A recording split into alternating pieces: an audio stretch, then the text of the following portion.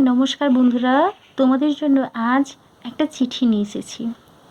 চিঠির বিষয়বস্তু বিদ্যালয়ে অনুপস্থিতির জন্য মার্জনাপত্র।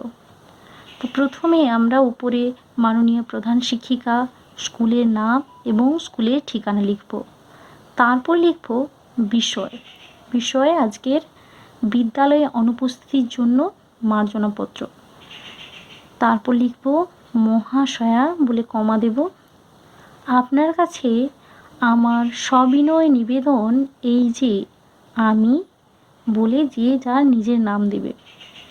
আপনার স্কুলের নবম শ্রেণীর ছাত্রী। বিগত 25 এবং 26শে আগস্ট আমার শরীর অসুস্থ থাকার কারণে বিদ্যালয়ে অনুপস্থিত ছিলাম। তাই আপনার কাছে আমার বিনীত নিবেদন, আপনি আমার এই অনুপস্থিতির দিনগুলি ছুটি হিসাবে মঞ্জুর করিবেন। তারপর লিখবে আপনার বিনীত বলে নিচে নিজের নাম দেবে, তারপর ক্লাস দেবে, তারপর রোল নাম্বার দেবে এবং বাম দিকে তারিখ দিতে ভুলো না।